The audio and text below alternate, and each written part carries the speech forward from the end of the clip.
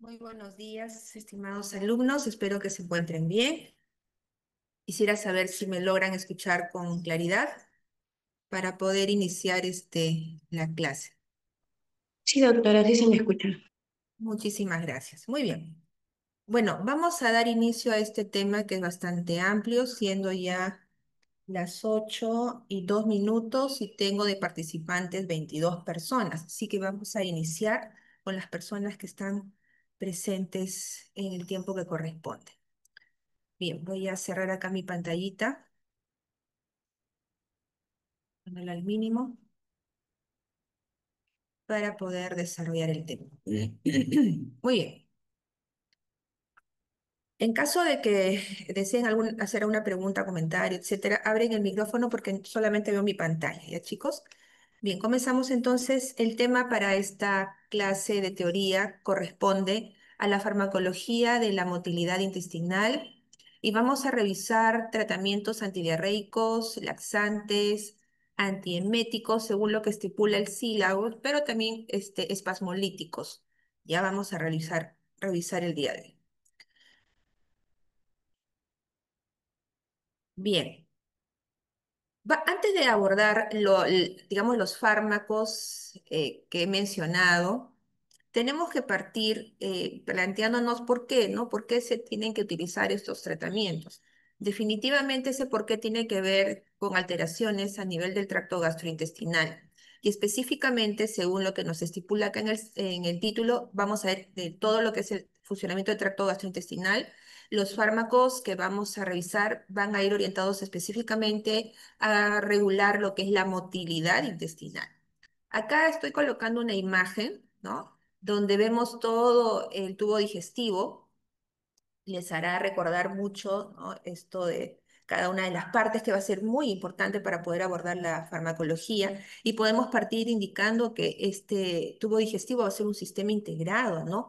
Tiene una finalidad, digamos, de convertir todo lo que nosotros podemos consumir, todos los alimentos, en nutrientes. Entonces, todo lo que nosotros comenzamos a hacer y que ingrese a nuestro organismo, el tubo digestivo tiene una función muy importante que va a ser digamos, procesar todos esos alimentos, convertirlos, digamos, en moléculas mucho más fáciles de poder absorber y de ahí vamos a comenzar a absorber, el organismo comienza a absorber lo que son los nutrientes, ¿no? Y se va a encargar también, ¿no? Cómo no, de poder eliminar todos los desechos de la alimentación que no requiere el organismo, ¿no? Entonces, se tiene que entender que todo este proceso tiene que ser digamos, este tubo digestivo mantener al mismo tiempo la homeostasis, ¿no? Hídrica, electrolítica e inmunológica de todo nuestro organismo. Un poco ya les estaba comentando con esta pequeña introducción sobre las múltiples funciones que tiene, pero haciendo así un repaso muy general de lo que sería estas funciones, partamos recordando que dentro de las funciones se encarga de la ingestión, de la motilidad intestinal, que es lo que nosotros vamos a abordar en este punto. Se encarga, digamos, también de proporcionar las secreciones y en estas secreciones se van a liberar sustancias químicas que van a poder ayudar digamos, a que se puedan mejor digerir los alimentos, van a ser secretadas enzimas, el moco también del intestino, ¿no? Electrolitos, hormonas, importante para que todos estos procesos que vamos a ver más adelante.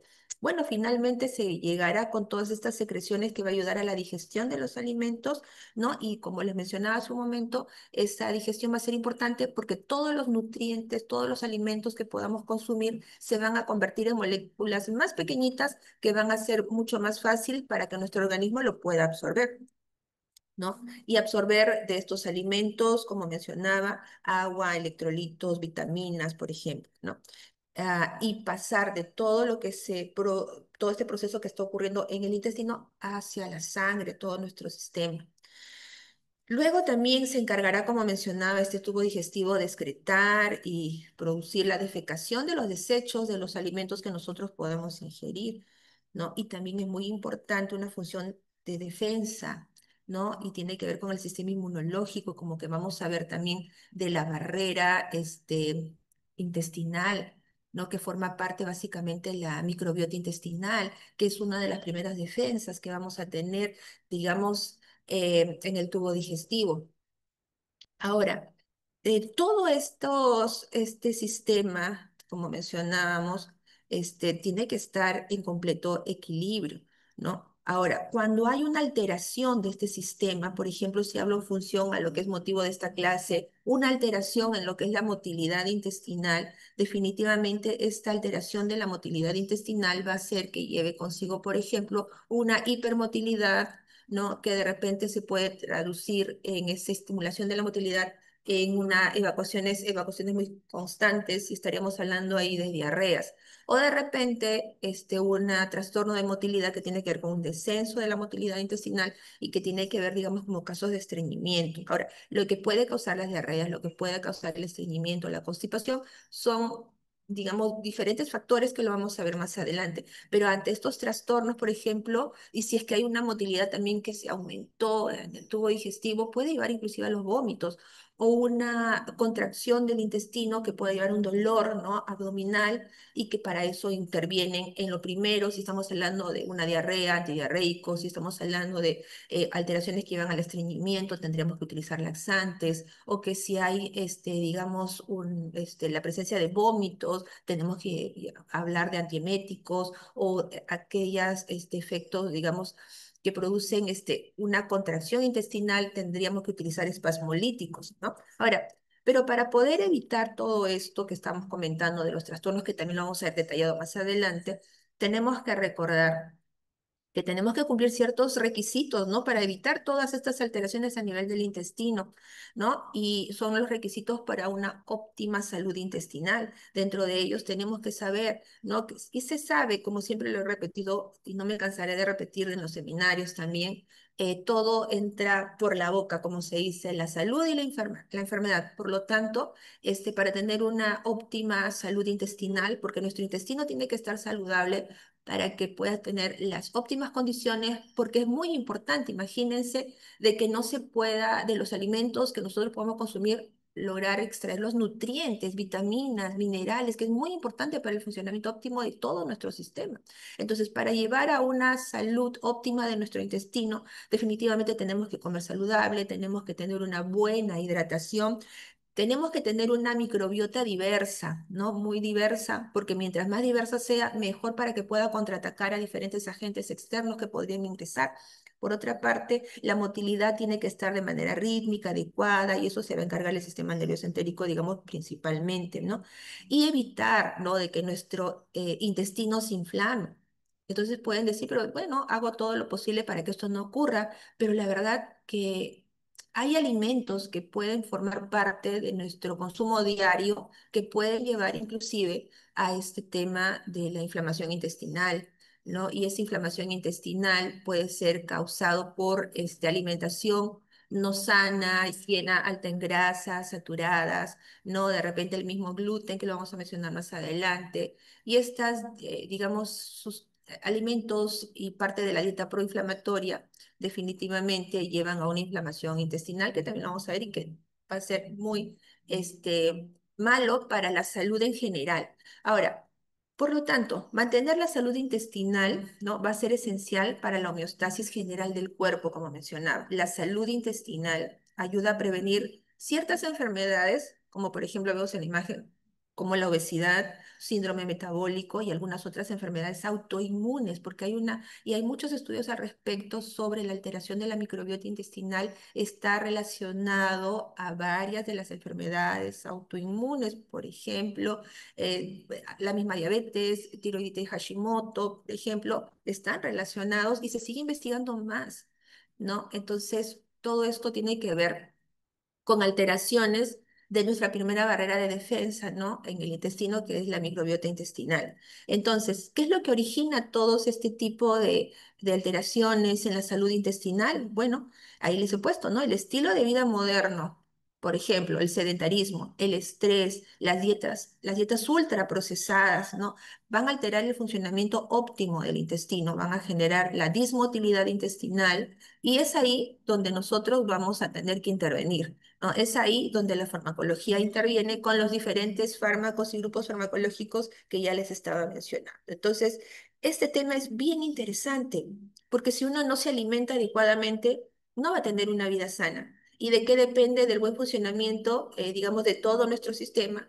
No depende también de cómo nos alimentemos, pero de la salud también, en este caso, del intestino, que forma parte uno de los lugares del tubo digestivo, en el intestino delgado, donde se produce la mayor absorción de nutrientes para nosotros. Entonces, de ahí la importancia de este tema. Los objetivos para esta clase entonces van a ser realizar una revisión general sobre la motilidad gastrointestinal, ahí nos vamos a centrar. Vamos a revisar generalidades de los trastornos funcionales de la motilidad intestinal y sus tratamientos farmacológicos que se van a utilizar. Se va a desarrollar la farmacología de los antidiarreicos, antieméticos, por ejemplo, cuando estamos hablando de una motilidad aumentada, y desarrollar la farmacología de los laxantes, los procinéticos y espasmolíticos. Ahora, partamos entonces identificando y entrando, digamos, a lo que va a ser el problema sobre lo que vamos a trabajar. Primero, entender y recordar un poquito, vamos a recordar, eso ya ustedes lo saben, sobre lo que es puntos importantes de todo este campo que es bastante amplio dentro de fisiología, pero me voy a centrar en aspectos claves que voy a necesitar para abordar la farmacología. Y en cuanto a la motilidad gastrointestinal, vamos a tener que recordar que depende de una compleja interacción entre el sistema nervioso entérico, que viene a ser nuestro segundo cerebro, ¿no? Que está en el intestino, a nivel de el intestino, que lo vamos a ver entre las capas circular, longitudinal, el sistema nervioso entérico. El sistema nervioso autónomo, tanto el simpático y el parasimpático. El simpático siempre tiende como que a inhibir la motilidad intestinal, el parasimpático a través de sus neurotransmisores, el primero noradrenalina, el otro acetilcolina. La acetilcolina estimular, ¿no? También depende de la musculatura lisa del propio tracto, las células intersticiales de Cajal, que van a actuar como marcapasos. Hay hormonas que intervienen para esta motilidad intestinal. Hay factores externos, ¿no? Como la ingesta de alimentos, porque pueden haber alimentos muy irritantes y eso puede llevar a una estimulación del intestino, ¿no? El estrés mismo también. El sistema nervioso entérico, entonces, es el principal regulador local, ¿no? Y puede funcionar de forma autónoma, mientras que el sistema nervioso autónomo y otros factores van a modular su actividad. Ahora, las estructuras entonces que podemos resaltar acá involucradas, digamos, dentro de las principales para realizar esta función de la motilidad gastrointestinal, estaríamos hablando del sistema nervioso entérico, los plexos nerviosos, dentro de lo que es el sistema nervioso entérico, plexo mucoso de Meissner, plexo hemientérico de Auerbach, ¿no? Ahora, las capas circular y longitudinal, ¿no? Donde se encuentran estos plexos, y las células intersticiales de Cajal, dentro de los, digamos, uno de los factores o estructuras involucradas para realizar motilidad gastrointestinal, pero no es lo único. Entonces, vamos a ir viendo más adelante. Entonces, partiendo de la premisa, antes de abordar intestino. Entonces, el tubo digestivo que acabamos de ver hace un ratito se encuentra en un estado continuo de qué cosa, de contractilidad, de absorción y de secreción. Contrae, hace que todo lo que ingresa pueda irse desplazando a lo largo del tubo digestivo. Comienzan a secretarse, como mencionaba, en primer lugar, los líquidos que ayudan a la digestión, enzimas, hormonas, para que luego se puedan absorber todos estos nutrientes, vitaminas, minerales, electrolitos, etcétera. Ahora, las funciones digestivas globales van a requerir el funcionamiento coordinado e integrado de varios subsistemas, asimismo del tubo digestivo, como son el epitelio mucoso, la musculatura, la vasculatura sanguínea y linfática y las glándulas anexas. Entonces, hay una compleja red cuyos centros se encuentran en la pared del tubo digestivo, que vendría a ser la inervación intrínseca, ¿no? Y que está comunicada con el sistema nervioso central, que vendría a ser la inervación extrínseca. Inervación intrínseca es, digamos, toda la red que conecta a nivel del sistema nervioso entérico, y la extrínseca, que tiene que ver la conexión con el sistema nervioso central, ¿no? La inervación extrínseca. Por eso se dice que lo que es el sistema nervioso entérico, esta red neuronal grande que está a nivel del tubo digestivo, es nuestro segundo cerebro. Y por eso también hay muchas, actualmente ya se está conociendo mejor, que de repente hay personas que pueden tener ciertas alteraciones a nivel central, alteraciones mentales, llámese, no sé, por decir algo, depresión, qué sé yo, ¿no? Que puede afectar la salud emocional y mental de las personas, tiene que ver mucho también con, digamos, la salud intestinal. Ahora, estos, digamos, sistemas, tanto sistema nervioso entérico y esta conexión por parte de de la inervación intrínseca y que a su vez esa conexión que existe con el sistema nervioso central y la inervación extrínseca van a ser los encargados de mantener una actividad integrada de todos los subcomponentes de este tubo digestivo, ¿no? Hace excepción a esto el tercio superior del esófago y faringe, que solo tiene inervación extrínseca, ¿no? Que va conectada directamente a lo que es el sistema nervioso central. Entonces, el control de este estado va a ser complejo, como estamos viendo, y a él contribuye el propio músculo y el epitelio, así como los nervios locales del sistema nervioso entérico, el sistema nervioso autónomo, las hormonas que están circulantes, y de estos tal vez el regulador más importante de la función intestinal, entonces concluimos que vendría a ser el sistema nervioso entérico, ¿no?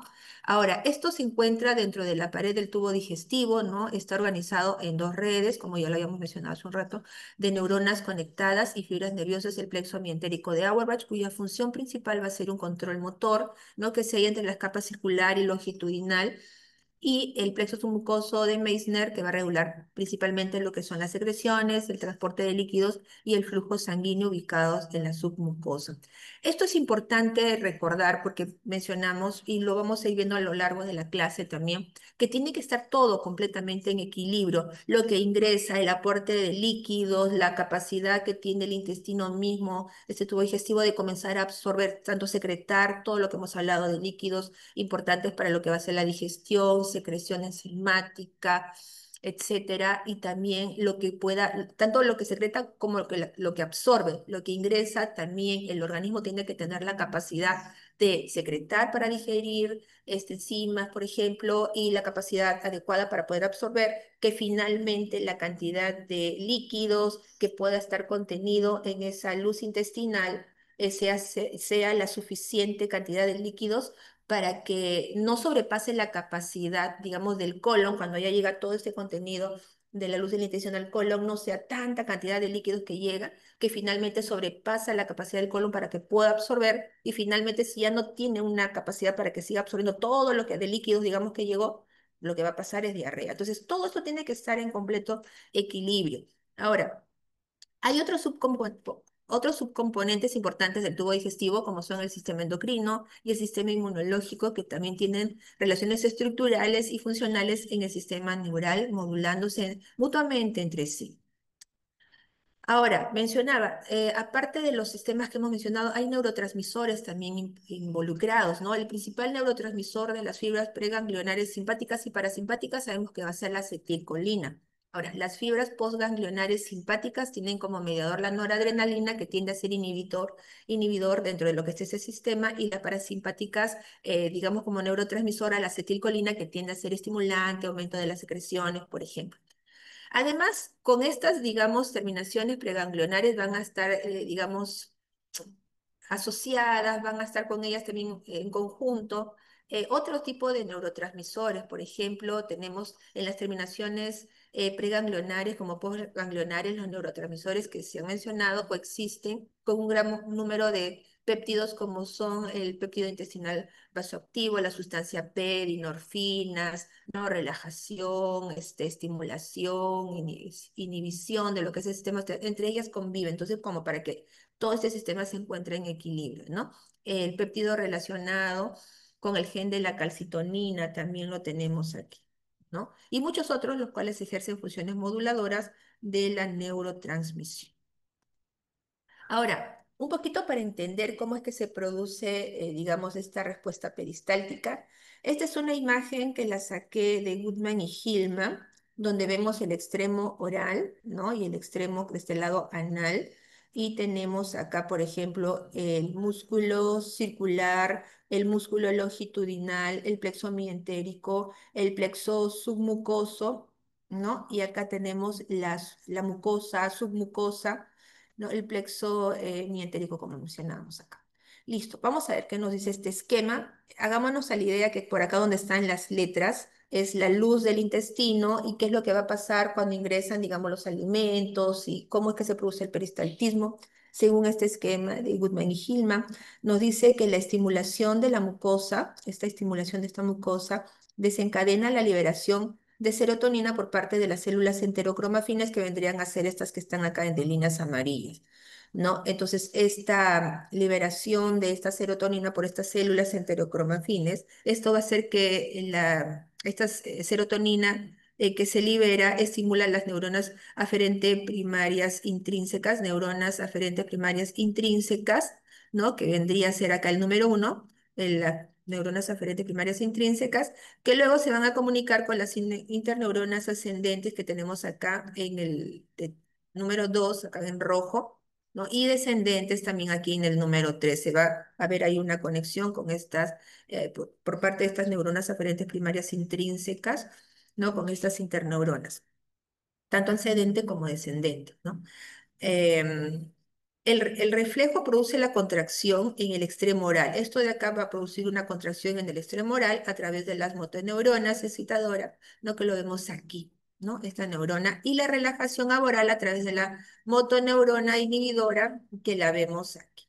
Aquí se demuestra, además, se muestra el complejo mioeléctrico migratorio y su conducción por una cadena diferente de las interneuronas que vendría a ser acá en verde el número 4. ¿Correcto?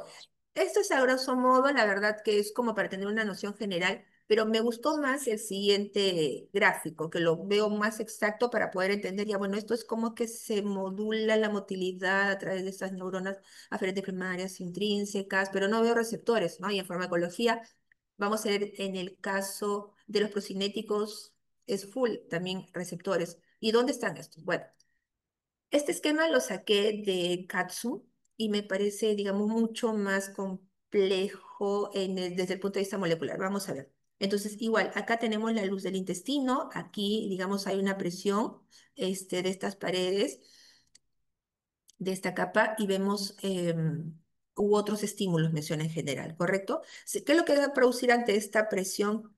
Eh, bueno, las células enterocromafines, que las vemos aquí, ¿no? Van a ser las que van a comenzar a liberar, al distenderse este intestino, van a comenzar a liberar también serotonina. Y nos dice aquí, tras la distensión del intestino, estimula las neuronas aferentes primarias intrínsecas. Entonces, las neuronas aferentes primaria intrínsecas son estimuladas, ¿no? Y también nos menciona que son estimuladas las neuronas aferentes primarias extrínsecas, es decir, ¿cómo es que se produce esa estimulación? Se libera acá los puntitos azules de la serotonina y la serotonina, ¿cómo logra estimular esta neurona aferente primaria intrínseca? A través de receptores, que aquí en la leyenda está mucho más claro, acá ha salido un poquito bien distorsionada la imagen, pero vemos que la serotonina ya la hemos visto en autacoides, tiene una gran cantidad de subfamilias de receptores, 5HT1, 5HT2, 5HT3, etcétera. Entonces, aquí en este caso, por ejemplo, cuando se habla de que hay una estimulación de estas neuronas, es a través, por ejemplo, de los receptores 5HT1 que vemos de este lado, a través de las neuronas aferentes primarias intrínsecas y a través de las neuronas aferentes primarias extrínsecas de las 5HT3. ¿Correcto? Entonces nos dice que estas neuronas aferentes primarias intrínsecas de la submucosa activan a las neuronas entéricas que intervienen en la actividad refleja peristáltica, ¿no? Con esta activación, este serotonina 5HT1 va a estimular en la actividad refleja peristáltica y secretora además. La estimulación, porque recuerden en la esta capa mucosa, las submucosas, tienen propiedades de secretar también, ¿no? Ahora, la estimulación de los receptores, asimismo, de los 5HT4 que lo vemos de este lado, aquí, los 5HT4, en las terminales presinápticas de las neuronas aferentes primarias intrínsecas, ¿qué hacen? Cuando se estimulan estos receptores, aumenta la liberación de acetilcolina y del péptido relacionado con el gen de la calcitonina, que lo vemos aquí. Entonces, esta estimulación trae como consecuencia esta digamos, liberación de la acetilcolina y del CGRP. Esto va a favorecer definitivamente la actividad refleja, ¿no? Digamos, positiva, digamos, para lo que es el peristaltismo a través de la acetilcolina y el gen relacionado a la calcitonina. Muy bien, entonces ahí ya vemos y hay que recordar, por ejemplo, en el caso de el estímulo para el vómito, por ejemplo, va a ser bien importante en la activación del 5HT3. Cuando esta es el 5-HT3 estimulada por la serotonina, va a estar relacionado al reflejo del vómito. Entonces, si yo ya conozco ese mecanismo, lo interesante sería entonces vamos a bloquearlo, ¿no? Con algún mecanismo, algún fármaco para que se pueda inhibir ese reflejo del vómito. Pero vamos a ver en qué situaciones se aplicaría. Muy bien. ¿Y en qué casos, digamos, se utilizan estos agonistas, por ejemplo, 5-HT4? Muy bien, ahí lo como que ya comenzamos a ver un poquito sobre los receptores y no hay que olvidar que en el caso de la acetilcolina, que puede actuar sobre diversos tipos de receptores, pero dentro de lo que es a nivel de tracto gastrointestinal, podríamos resaltar el M1, el M3, por ejemplo. ¿Correcto? Ahora, esto es de manera muy general aspectos claves que me ha interesado resaltar para poder comenzar a abordar, a ver qué problemas podrían pasar si es que no está en equilibrio este sistema.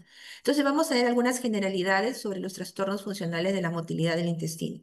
Los trastornos de la motilidad del tubo digestivo son muy complejas y heterogéneas, digamos, de muchos síndromes cuya fisiopatología no se ha dilucidado del todo. Entonces, tras los trastornos característicos de la motilidad, por ejemplo, tenemos la calasia del esófago, que viene a ser una alteración de la relajación del esfínter esofágico inferior que se acompaña de trastorno de la peristalsis. Acalasia, que aquí lo he colocado, digamos, este es el esfínter esofágico inferior, de acá, digamos, es un esófago sano, pero cuando ya hay un problema, digamos, el esfínter esofágico inferior ya no se relaja adecuadamente, vemos aquí este tipo de problemas, ¿no? Que podría llevar, digamos, a reflujo también gastroesofágico. Otro trastorno podría ser la gastroparesia, que es el retraso del vaciamiento gástrico, como que lo vemos aquí, el vaciamiento gástrico saludable, gastroparesia, y acá hay un problema para el vaciamiento gástrico, ¿no? Hay un retraso del vaciamiento gástrico. Hay formas miopáticas, neuropáticas de la dismotilidad intestinal y otras más como reflujo gastroesofágico, estreñimiento. Ahora, estos trastornos pueden ser de tipo congénitos, pueden ser de tipo idiopáticos o secundarios a enfermedades sistémicas, por ejemplo, en el caso de la diabetes mellitus o esclerodermia, por ejemplo. ¿No? Ahí vemos, comenzamos a ver ya algunos problemas sobre los cuales tendrían que intervenir los fármacos. ¿Y qué fármacos tendrían que intervenir frente a estos trastornos que ya comenzamos a visualizar? Aquí es una primera clasificación, porque cada uno de ellos tiene también sus respectivas subclasificaciones. Pero en todo esto que estamos mencionando de los trastornos, quiero que se entienda entonces si hay dismotilidad intestinal, entonces si hay un aumento de la motilidad intestinal, tenemos, por ejemplo, que puede llevar a diarreas, que puede llevar a vómitos. Agentes antimotilidad serían considerados los antidiarreicos, antieméticos para evitar el vómito, ¿no? Antieméticos. El segundo lugar para la dismotilidad intestinal, por ejemplo, donde está retrasado, disminuido lo que es el peristaltismo, vamos a estimular este peristaltismo, ¿no? Según los fines clínicos que se requiera. Entonces ahí van a entrar, por ejemplo, tratamientos tipo coloides hidrofílicos o hidrófilos, compuestos tipo humedecedores y emolientes, entre otros. Y digamos, también puede haber una alteración en lo que es el vaciamiento gástrico, puede haber problemas de falta de relajación de lo que es el esfínter esofágico inferior, que podría llevar de repente a reflujo gastroesofágico, etcétera. Entonces ahí tenemos tratamientos, por ejemplo, los procinéticos que también, digamos, van a actuar a nivel de lo que es la motilidad intestinal, pero que específicamente sobre receptores, ¿no? Y los otros como que tienen mecanismos un poquito más diversos.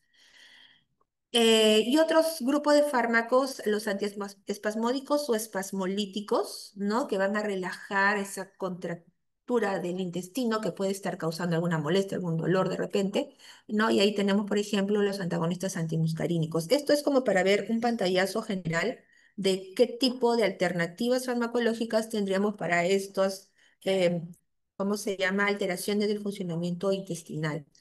Partamos por lo primero, que es esto acá que tenemos, por ejemplo, alteraciones con la motilidad intestinal, por ejemplo, cuando estas están incrementadas, y aquí tenemos el primer punto, que sería los antidiarreicos.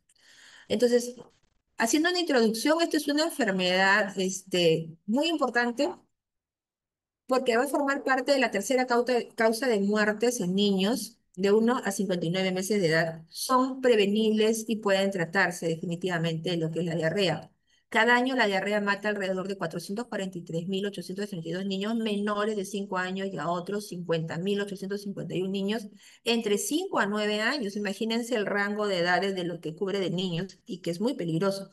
A nivel mundial, cada año se producen casi 1.700 millones de casos de enfermedades diarreicas infantiles. Entonces, esta diarrea es una de las mayores causas de que si es que nuestro intestino está funcionando mal, la absorción se está viendo alterada, puede estar habiendo un problema a nivel de las vellosidades del intestino que no permiten que se puedan absorber los nutrientes que el organismo requiere. Entonces, ¿qué es lo que va a causar? Malnutrición en niños menores de 5 años. Esto lo saqué de una fuente de la Organización Mundial de la Salud. Pero ¿qué nos dice a nivel de nuestra realidad nacional? ¿Es ajeno a esta realidad mundial? Bueno, en el Perú hasta la semana epidemiológica 5 del 2025 se han notificado 66.897 episodios de enfermedad diarreica aguda, no conocidos como las siglas de EDA. Los datos indican un aumento en el número de casos, especialmente en la semana 5, donde se notificaron, digamos, 824 episodios, superando la semana epidemiológica 1, que era de 4. Entonces, de 4 se aumentó más, ¿no? Entonces, una proporción importante de las enfermedades diarreicas puede prevenirse mediante el suministro de agua potable salubre y un saneamiento e higiene adecuado. ¿Se puede prevenir? Sí, se puede prevenir. Ahora, acá les he puesto una foto de un niño de la India, que bueno, por los medios de comunicación, al menos yo que no conozco la India personalmente, no, pero lo que uno puede llegar, y lo primero y esto es una foto también que sale, digamos, en la OMS, porque es uno de los países que está más afectado y vemos un poquito ya por redes de repente las condiciones de salubridad en las que se puede cocinar, en fin, y los más susceptibles van a ser los niños. No un extranjero que llega, por más adulto que fuese, llega y les cae pésimo la comida. No quiero generalizar, pero es lo que se ve, ¿no? Entonces, para poder comenzar a entender contra quién, cuán importante es identificar, digamos, tratamientos que nos ayudan a combatir este problema de salud. Pero, ¿qué es la diarrea? ¿No? Esta diarrea deriva del griego diarroia, que significa fluir a través de. Va a constituir un síntoma, no va a ser una enfermedad. Es muy importante. Este es un síntoma. El organismo es sabio, el organismo me avisa, algo está pasando dentro de ti. Un mecanismo de defensa es, saquemos, si es un virus, saquémoslo, vamos a evacuarlo rápidamente. Si es una bacteria, saquémoslo, vamos a evacuarlo rápidamente. Es un mecanismo de defensa lo que es la diarrea. Imagínense entonces, ante ese mecanismo de defensa, que si ya detecta el organismo una carga bacteriana viral, nosotros lo bloqueáramos. Si lo bloqueamos sin curar la causa que originó la diarrea, eso sería desastroso. Entonces, esta diarrea es un síntoma. Entonces, se define como diarrea las deposiciones de 3 o más veces al día o con una frecuencia mayor que la normal para la persona, ¿no? Que la padece. Se constituye de heces celtas o líquidas. Ahora, la Academia Americana de Pediatría define la gastroenteritis aguda, esta gastroenteritis aguda, como una enfermedad diarreica de inicio rápido, como sin síntomas, signos adicionales, ¿no? Como pueden presentarse algunos otros síntomas relacionados a la diarrea, como náuseas, vómitos, fiebres o dolor abdominal. Entonces, ahora, eso es la diarrea por definición, pero hay que ver. Un ratito, voy a parar. Estoy en la universidad. Un ratito.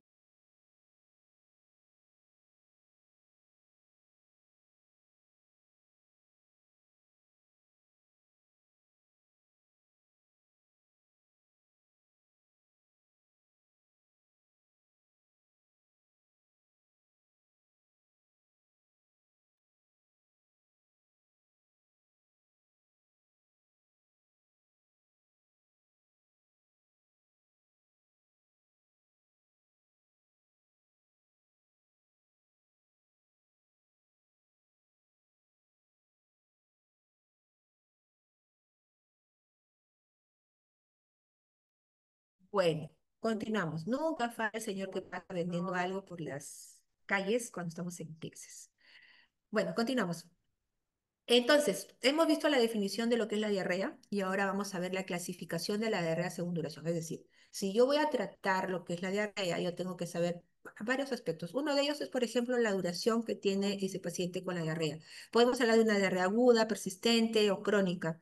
La diarrea aguda, por ejemplo, se manifiesta, digamos que está menos de 14 días con este síntoma. La diarrea persistente cuando ya pasó de los 14 días. Y la diarrea crónica ya se habla cuando es más de 30 días. Ahora, la diarrea persistente, que es de 14 días a más, se inicia con un episodio agudo de diarrea líquida o de disentería. Frecuentemente se observa la pérdida del peso, ¿no? Y en la mayoría de los casos no se puede identificar un agente etiológico. Ya sabemos por qué comienza a perder peso esa persona, no se está llegando los nutrientes que requiere, ¿no? Puede haber un daño de las vellosidades, no puede ser considerable ese daño a nivel de las vellosidades del intestino. La mucosa intestinal puede estar aplanada y la absorción de los nutrientes va a ser inadecuada. Y todas estas alteraciones a nivel de las vellosidades pueden ser causadas por algunos agentes, por ejemplo, microbianos, ¿no? Por lo tanto, es posible que existan intolerancias a disacáridos o a proteínas. La diarrea crónica, por su parte, no posee una causa infecciosa, aunque puede iniciarse por una infección, eso también es importante identificarlo, y es recurrente. Esto se observa mucho, esta diarrea crónica, en casos de sensibilidad al gluten, fibrosis quística o desórdenes metabólicos hereditarios. Esto es bien importante. Habrá que hacer una buena evaluación del paciente, ¿no? Porque de repente, para que no se convierta en un acto reflejo, ya tal antidiarreico, antibiótico, por la diarrea que estás presentando, no necesariamente. Vemos que de repente cuando son estas diarreas que duran mucho tiempo, tiene que ver mucho con la alimentación en algunos casos. Veamos acá la sensibilidad, la intolerancia al gluten. Que es diferente a decir a personas celíacas, ¿no? Que no, definitivamente no deben consumir este gluten, a las que son intolerantes, ¿no? Ahora, el gluten, por ejemplo, tiene, como no se puede digerir, genera un péptido que se denomina, por ejemplo, sonulina, ¿no? Esa sonulina es una proteína que va a, digamos, aperturar las uniones estrechas entre las células intersticiales. ¿Qué cosa quiere decir esto? Que el gluten, digamos, como es una sustancia proinflamatoria y el gluten, dicho sea de paso, se encuentra en todo lo que son las harinas de trigo. ¿No? Hay harinas, las harinas de trigo que lo encontramos en todas partes, es lo que hace lo que, digamos que sea ligosa la harina, por eso se hacen panes, tortas, etcétera. Ya, ese gluten que contiene el trigo es el problema. Y lo que va a hacer, por ejemplo, y más en las personas que son sensibles o intolerantes al gluten, la verdad que a la larga a todos afecta, porque esto no es que me hace daño de una semana a otra, de un mes a otro, o de un, no, esto es de años de la vida que uno va teniendo a lo largo de nuestra existencia. Y lo que pasa es que comienza, es algo proinflamatorio, ¿no? El gluten y comienza a alterar lo que son las vellosidades del intestino, comienza a también a destruir lo que va a ser la microbiota intestinal. Es perjudicial el gluten para lo que es la microbiota intestinal y al comenzar a, digamos, deshacer esa barrera inicial que lo que cubre el intestino, va a comenzar a hacer que vayan ingresando cada vez más estas sustancias que no queremos. O sea, como parte de lo que es el gluten, ese gluten, como mencionaba, estimula la liberación de sonulina, esta proteína que finalmente lo que va a pasar cuando se dice que puede aperturar las uniones estrechas entre las células intersticiales, lo que quiere decir es que comience, digamos, a haber poros en ese intestino y eso hace que haya una permeación intestinal. Entonces hay una permeabilidad intestinal que no es buena a la larga porque lo que no debe ingresar a nuestro sistema en general comienza a ingresar y por ahí como que ingresan ciertas sustancias tóxicas para nuestro organismo que ya no han tenido, no han podido ser detenidas por la microbiota intestinal porque ya se ha destruido buena parte, ingresan y se menciona que ese ingreso al sistema, digamos, de estas sustancias nocivas para nuestro organismo puede hacer que nuestro sistema inmunológico, ante el ingreso a través de la alimentación misma, de estas sustancias hace de que nuestro sistema inmunológico comience a activarse y comience a atacar también ciertos órganos. Y se está relacionando mucho esto también con, por ejemplo, como una enfermedad autoinmune que es la tiroiditis de Hashimoto, relacionado a lo que es el gluten, por ejemplo, ¿no? O inclusive revisando un poco la literatura, inclusive para ciertos tipos, o la diabetes mellitus, tipo 2 también. Entonces, lo mejor, lo más saludable, no es ya vamos a ir viendo, de que haya una salud intestinal adecuada para evitar todos estos aspectos. Entonces, volviendo a lo que es el punto, estamos viendo la clasificación de las diarreas según la duración y estaba haciendo un poquito de repaso a qué se deben estas diarreas persistentes, crónicas y que no siempre van a ser de tipo infeccioso, también pueden ser por algunos otros agentes, como mencionaba. Ahora, esa es la clasificación según la duración. Ahora vamos a ver la clasificación de la diarrea según la etiología de esta. Ahora, la etiología no infecciosa puede haber también, o sea, puede ser una diarrea aguda, puede ser una diarrea persistente, puede ser una diarrea crónica, pero ¿de qué es lo que lo causa? Puede ser de tipo de etiología no infecciosa, como que también puede ser de tipo infecciosa, como la que vamos a presentar en un ratito. De tipo no infecciosa puede ser por cambio de la osmolaridad o alteraciones de la flora intestinal del paciente ocasionadas por la dieta, como que ya lo he comentado. También puede ser por medicación, por ejemplo, después de haber dejado de tomar ciertos antibióticos, puede haber diarrea. ¿Por qué? Porque como se destruyó la bacteria que producía alguna infección, no sé, a nivel del tracto respiratorio, vías urinarias, pero se destruyó finalmente buena parte de la microbiota intestinal, el organismo va a quedar ya susceptible a que sea colonizado, ¿no? Por ejemplo, por Clostridium difficile, que es una de las bacterias que coloniza ante la suspensión, por ejemplo, de antibióticos. Y de ahí que vemos, por ejemplo, en el caso del antibiótico, eritromicina, está afectado a nivel del colon, la amoxicilina más el ácido clavulánico va a actuar a nivel del tracto digestivo proximal y distal. La ceftriaxona produce diarreas en un 50% de los casos, debido a que altera la flora intestinal y la interrupción del uso de antibióticos. Ahora, en pacientes hospitalizados también la alimentación enteral puede causar diarrea, va a ser grave esto en pacientes con cuidados intensivos y quienes con frecuencia presentan hilo paralítico, lo cual les impide tolerar soluciones enterales, en especial si son hiperosmolares o si se administran volúmenes elevados. Ahora, la alimentación de repente puede haber diarrea y no es nada de infección, es no infecciosa y de repente es porque no se dio cuenta y con los años puede haber una intolerancia a lo que es la lactosa, por ejemplo, algo bien sencillito, ¿no? La leche, quesos y le da diarrea a cada que come esto y como que no le está relacionando mucho. Y hay que evaluar bien adecuadamente a nuestro paciente, ¿no? Entonces, en ese lado colocaba un poquito sobre los agentes bacterianos que pueden producir o sea, los que pueden colonizar, digamos, el intestino, en fin, ¿no? Y de repente sobre los cuales se utilizó los diferentes antibióticos para contraatacarlo, ¿no? Pero al utilizar estos antibióticos se destruyen estas bacterias, pero al final también se destruyen lo que son la microbiota intestinal. A eso, por eso puse ese esquema. Ahora, puede haber clasificación, dentro de la clasificación de las diarreas por etiología de tipo infeccioso. Infecciones puede ser un virus, puede producir una infección y puede llevar a la diarrea. La diarrea puede ser producida también por bacterias y también por protozoos, ¿no? Ahora, lo común en los niños tienden a presentar diarrea por virus, por ejemplo, tenemos el rotavirus, adenovirus, bacterias, campylobacter, salmonella, shigella, escherichia coli, por ejemplo, dentro de las bacterias, y las protozoos, por ejemplo, en Tamoeba histolítica, Ascaris lumbricoides, algunos parásitos, por ejemplo, pero finalmente hay que determinar, ¿no? qué es lo que produce la diarrea del paciente para poder tratar. Si es una bacteria la que está produciendo la diarrea, entonces la diarrea es el síntoma. Yo tengo que atacar el origen primario, la causa primaria de la diarrea. Entonces ahí entraría tratamientos específicos que serían antibióticos, ¿no? Y como sintomático existen los antidiarreicos. Ahora, en el virus no requiere ningún tipo de estos tratamientos antibióticos porque no, son virus, no son bacterias. Entonces aquí son este tipo de diarreas autolimitadas que hay que esperar que cumpla el ciclo vital biológico del virus, pero no me voy a quedar de brazos cruzados ahí. Vamos a tomar algunas medidas para que no se me deshidrate mi paciente, ¿ya? Entonces, estos son los agentes etiológicos que pueden producir infecciones.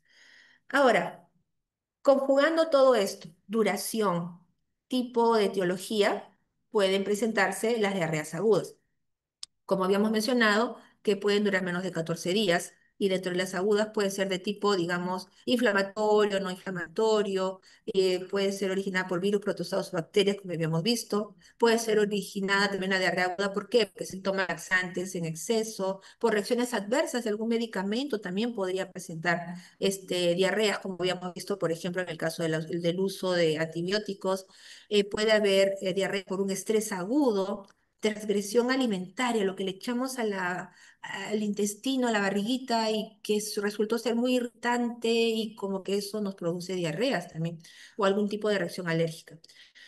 Pero finalmente, el principal objetivo dentro de lo que es el tratamiento de la diarrea, independientemente de la etiología, como le decía, no nos vamos a quedar de brazos cruzados, es lo que tenemos que hacer, independientemente de la causa.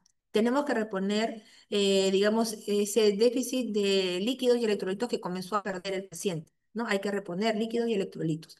En primer lugar, es importante valorar con rapidez el estado hídrico del paciente. Ahora, una de las em, como mencionaban también en esa época, de los descubrimientos más importantes que se produjo ha sido esto de las sales de rehidratación oral.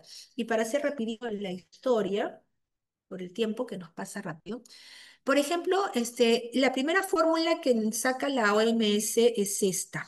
En el 1975 saca, y si vemos aquí, una fórmula que tiene una alta osmolaridad, si yo comparo, digamos, con años posteriores. 330 de osmolaridad versus 245, que la cambia ya la OMS para el 2002. En esta de la Sociedad Europea de Pediatría, Gastroenterología, Patología y Nutrición, ¿no? Esta sociedad europea propone una osmolaridad de 200 a 250, en la Academia Americana de Pediatría o Asociación Americana de Pediatría de 250 y la Solución Francesa de 238. Ahora, ¿por qué tanta variabilidad y por qué cambia del 75 al 2002? Bueno, hace algunos años atrás, chicos, ya varios años atrás, también ocurrió algo esto sobre el cólera, que había diarrea colérica mucha, en gran cantidad, ¿no? Y más en ciertos lugares del mundo. Bueno, digamos que en esa época, como consecuencia de esa producción de diarrea de tipo colérica, la diarrea colérica que se le denomina, se vio de que había una excreción de sodio que iba, diarrea colérica eliminaba de 95 a 140 miliequivalentes por litro de sodio como producto de la diarrea colérica. Pero asimismo también se vio que la diarrea no colérica no eliminaba tanta cantidad de sodio, ¿no? No de 95 a 140, sino de 40 a 60 miliequivalentes por litros que se eliminaba en una diarrea no colérica. Entonces, con los años, las otras sociedades, por ejemplo, la europea, la americana, la francesa, vieron de que en su realidad no había mucha diarrea colérica, como que de repente la había más en este caso, por ejemplo, Latinoamérica. Entonces ellos no vieron por pertinente hacer una formulación que tenga una gran cantidad que iba de 95 a 140 miliequivalentes de sodio, porque no lo requería, porque no era colérica, no había tanta eliminación de sodio, ese tipo de diarrea que presentaban allá. Y aparte, la alta concentración, o sea, la alta osmolaridad, hacía de que no se absorban adecuadamente los electrolitos. Entonces, conclusión. Ellos optan por eso, si se dan cuenta, para la diarrea no colérica que está entre los 40 a 60, no vemos aquí que está con la máxima de pérdida que puede producir una diarrea no colérica. Esto está un poquito más porque es de 40 a 60, la no colérica, la americana tiene 45, la francesa término medio 50, ¿no? Y finalmente, ante esa evidencia, la OMS decide cambiar para el año 2002, inclusive le bajan no solamente la osmolaridad, sino también le ponen de 75 de sodio, igualito a la de 75 de la glucosa. En este caso, la OMS sí hay una coincidencia así de sodio y glucosa para esta fórmula. Y las demás sí ya son de acuerdo a las realidades de cada zona, área del mundo, ¿ya? Y esto es muy importante, finalmente sí funciona. Ahora, entonces, generalidades. Estas son generalidades para ir cerrando lo que es diarrea aguda y después vamos a ver los tratamientos ya de manera individualizada. Lo que se tiene que hacer es, en el caso de la diarrea aguda, retirar las fibras, lácteos, grasas, alcohol, el café, que es muy irritante, aumentar el uso de líquidos claros. no hierbitas, de preferencia, no, o sea, de preferencia que sean líquidos claros. Administrar las sales de rehidratación oral y bebidas que tienen que ver que son líquidos claros. En intolerancia oral, bueno, si es que no puede deglutir estos líquidos, se tendrá que administrar dextrosa al 5% en agua destilada más electrolitos por vía endovenosa. Y dentro de algunos tratamientos, digamos, sintomáticos, aunque las sales de bismuto tienen también, se le atribuye un efecto antibiótico, se menciona, ¿no? Y también al tratamiento, por ejemplo, si fuese una diarrea de origen bacteriana, el tratamiento específico serían antibióticos, ¿no? Por ejemplo, dentro de algunos, que ahora vamos a ver más adelante específicamente según el tipo de fármacos. Para la diarrea crónica, aparecen diarreas líquidas o semisólidas, una más veces al día durante 4 a más semanas de duración, habíamos hablado de esto hace un ratito, y las causas pueden ser diversas, puede ser diarrea osmótica por un déficit de la lactasa, porque hay una intolerancia a la lactosa, porque ya no hay esa enzima que logra degradar adecuadamente la lactosa y es la lactasa. ¿No? Por abuso de laxantes, antiácidos, con magnesio, puede haber una diarrea de tipo secretora, ¿no? Igual, abuso de laxantes, porque hay laxantes que son irritantes y tienden a destruir y alterar lo que es las vellosidades, de lo que es el intestino, y eso estimula para que se aumente el peristaltismo. O también puede ser secretora por tumores neuroendocrinos, adenoma velloso, etc. Por mala absorción intestinal, en caso de pancreatitis crónica, en cáncer de páncreas también, trastornos de la motilidad, síndrome del intestino irritable, hipertiroidismo y diabetes mellitus. En infecciones crónicas, ¿no? Parasitosis, tuberculosis intestinal, y procesos inflamatorios como colitis ulcerosa, enfermedad de Crohn, linfoma intestinal, adenocarcinoma, por ejemplo, dentro de las diferentes causas que podría tener la diarrea crónica. Aquí hay que evaluar al paciente, hacer exámenes de heces, de sangre, de orina, colonoscopía, imagenología, entre otras herramientas que se puedan utilizar, ¿no? Y dentro de los tratamientos, digamos que se podrían dar dentro de la dieta, disminuir lo que es el tipo de las fibras, las grasas, y como tratamiento sintomático, porque no cura la causa, sino es solamente va a los síntomas, se podrían utilizar tratamientos tipo, por ejemplo, loperamida, codeína o creotida, que solo es como sintomático y se podría decir que se pueden utilizar como coadyuvantes para la diarrea crónica y en algunos casos, en el caso de la diarrea del viajero, se menciona que se podría utilizar como coadyuvante a antibióticos, la loperamida, en caso que se requiera. Ahora, dentro de los agentes antimotilidad, es decir, hay mucha estimulación peristáltica, hay esa diarrea, entonces vamos a disminuirla, vamos a equilibrar esa motilidad intestinal. Tenemos dentro de los agentes antimotilidad antidiarreicos. Y dentro de la clasificación, esto lo tomé de Flores, esta clasificación de Flores, donde nos dice que pueden haber modificadores del transporte electrolítico, inhibidores de la síntesis de glucosanoides, y los alfa-2 adrenérgicos, inhibidores de la motilidad gastrointestinal tipo opioides, antibacterianos específicos, inhibidores de la liberación de hormonas prosecretoras como la octreotida, y también tenemos antidiarreicos los probióticos. Entonces, para facilitarle la vida y que se pueda ver de una manera ya comparativa, inclusiva, les he preparado estas tablas, ¿no? Donde vemos, por ejemplo, los agentes antimotilidad, tenemos aquí a los antidiarreicos, y en el primer grupo tenemos a los modificadores del transporte electrolítico y tenemos inhibidores de la síntesis de eicosanoides y tenemos el subsalicilato. Salicilato es un componente de bismuto, bismuto es otro componente, entonces es una conjugación de estos dos principios activos. El bismuto trivalente y salicilato están suspendidos ¿en qué cosa? En una arcilla de salicilato, la que aprovecho también en decir que también se menciona que la arcilla tendría también un aporte para lo que es reducir lo que es la diarrea. Pero volvamos a los principales componentes, ¿no? Ahora, estos componentes, por ejemplo, en el caso del bismuto, tiene una biodisponibilidad menor al 1%, ¿no? Versus el salicilato, que tiene una biodisponibilidad del 80%. En el caso del bismuto, perfecto. ¿Por qué? Porque si no, biodisponibilidad, recordemos que tiene que ver con la llegada del fármaco a sangre. Esto viene por vía oral. Lo del subsalicilato de bismuto es esa suspensión rosadita que vemos en el mercado, por ejemplo, en las boticas, farmacias.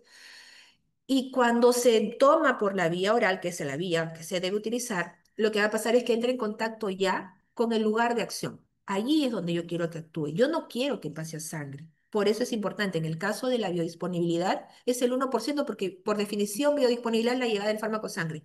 Entonces, si llega 1% a sangre, significa que el 99% está quedando en el lugar donde yo quiero que actúe, entonces eso está bien. Del ácido salicílico, sí, un 80% que va a llegar a sangre y todos los efectos sistémicos que puede presentar, ¿no? Y digamos que pueden ser los efectos que yo no deseo. Por lo tanto, si lo vemos en conjunto, subsalicilato de bismuto que viene en conjunto, hay una escasa absorción intestinal, el salicilato se absorbe y se excreta por orina, lo que se absorbió al torrente sanguíneo, el bismuto no se absorbe y se elimina por heces. Por eso tiene un inicio de efecto que puede ser entre 4 horas y un tiempo de vida media, en caso del salicilato de 4 a 4,5 horas y del bismuto de 5 a 11 días del bismuto. El mecanismo de acción principal, los salicilatos, que se le suena probablemente a los AINES, ese es, inhibe la síntesis de prostaglandinas intestinales y eso al reducir las prostaglandinas reduce la secreción de cloruro, porque el cloruro es altamente secretado también, reduce el agua y el bismuto tiene una acción antiinflamatoria y antimicrobiana, como les mencionaba. ¿En qué caso se puede utilizar? Usos clínicos, tratamientos inespecíficos de la dispepsia, de la diarrea aguda, prevenir diarreas leves o de viajeros, un adyuvante o coadyuvante en la erradicación, forma parte del esquema para la erradicación del Helicobacter pylori también. ¿Qué es lo que hay que informar al paciente? ¿Cuáles son los efectos adversos? Que las heces van a cambiar de color y van a volverse negras. Lengua pigmentada, tinnitus o salicilismo a las altas dosis que se pueda tomar.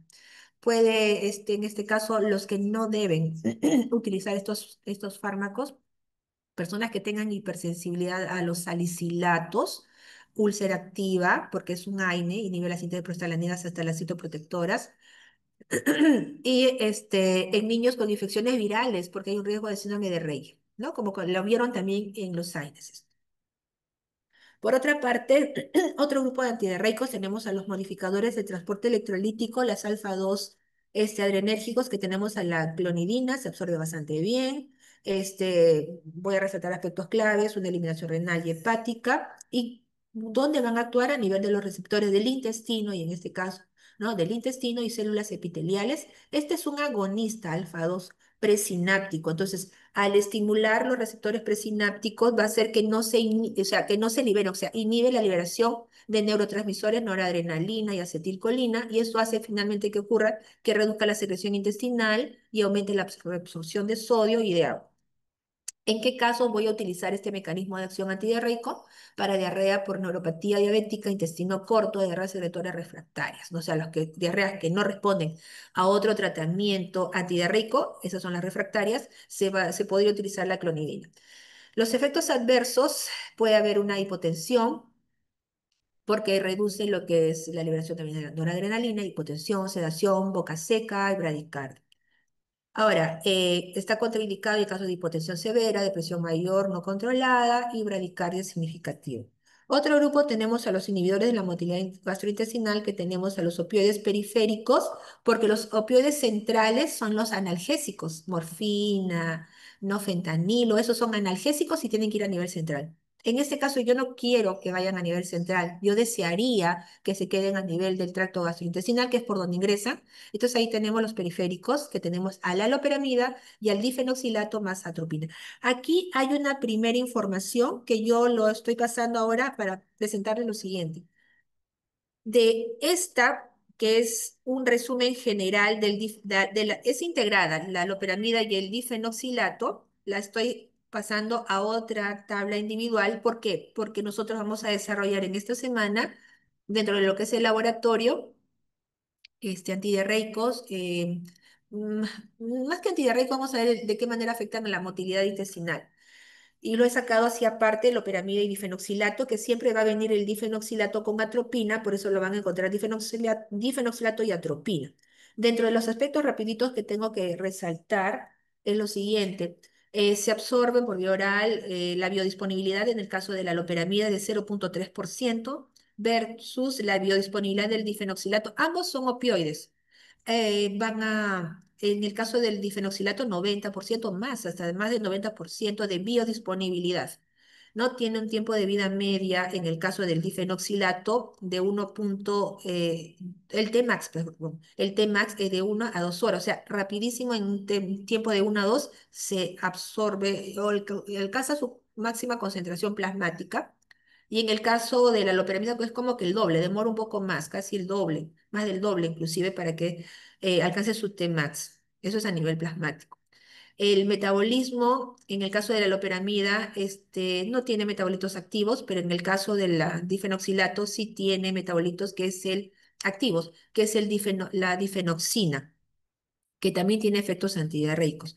En el caso de ambos, de loperamida y difenoxilato, ambos van a actuar sobre los receptores mu-opioides que tienen que ver con la motilidad intestinal y al ser agonistas, ambos, difenoxilato y la loperamida, van a hacer que haya, ante la actividad de la interacción frente a los receptores mu, inhibe lo que es la liberación de acetilcolina, prostaglandinas y reduce el peristaltismo cuando actúa sobre los receptores mu y cuando actúa sobre los receptores delta disminuye lo que es la secreción.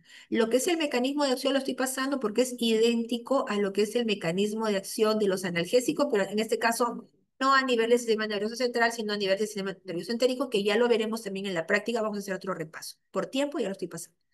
Ahora, en el caso de la loperamida se puede utilizar en diarreas agudas, no infecciosas, diarreas crónicas leves, diarrea del viajero sin fiebre y sin sangre en las heces. Las reacciones alérgicas pueden presentar estreñimiento, distensión abdominal, náuseas, somnolencia. Raras puede parecer arritmias ventriculares por la sobredosis. Entonces, esto ya estaría en el campo de la sobredosificación, no en el campo de las RAN, que son a dosis terapéuticas. En el caso del difenoxilato, en caso se puede utilizar en diarreas no infecciosas agudas, diarreas funcionales o inducidas por fármacos, igual muy parecido en este caso es presentar dentro de las RAM, porque ojo, viene con atropina, somnolencia, mareo, sequedad bucal, taquicardia, estreñimiento, depresión respiratoria a dosis altas. Está contraindicado en ambos casos, en diarreas infecciosas con fiebre o sangre, colitis pseudomembranosa, en el caso de la loperamida, en niños menores de 2 años, en el caso de la difenoxilato, en niños menores de 6 años, en el embarazo, etcétera, en hilo paralítico, etcétera, ¿ya? Entonces, ¿por qué se asocia con atropina? Porque como tiene una alta biodisponibilidad, el difenoxilato, lo que va a pasar es que 90% pasa sangre y un 10%, menos del 10% queda en el tracto gastrointestinal, entonces ahí es donde yo quisiera que actuara. Al disminuir su concentración a nivel del intestino, podría llegar a atravesar y va a pasar, si fuera solo, la barrera hematoencefálica, y al pasar la barrera hematoencefálica van a causar todos los efectos, digamos, del sentido de los RAMS no deseados, digamos, de farmacodependencia, o sea, puede causar dependencia. Y para evitar eso y mejorar su efecto a nivel de tracto gastrointestinal, se asocia con atropina, porque una persona dependiente de opioides, si comienza a tomar sobredosis de difenoxilato, lo que va a pasar es que va a haber muchos efectos anticolinérgicos. Todo esto, digamos, multiplicado. La somnolencia se podría tolerar, pero hay taquicardia severa, ¿no? Entonces se queda bucal, visión borrosa, que sería muy desagradable como síntomas anticolinérgicos por sobredosis, ¿ya? El otro opioide antidiarreico tenemos al racecadotrilo, que en este caso, para resaltar aspectos claves, es un inhibidor de las encefalinasas, va a aumentar niveles de encefalinas, de estas encefalinas endógenas, que a su vez van a hacer que activen receptores, ojo, los delta. Aquí estos anteriores estimulan tanto, activan receptores mu y delta. En este caso, solamente los delta periféricos, lo cual va a hacer que disminuya el AMP cíclico y reduzca las secreciones de agua y electrolitos sin alterar la motilidad.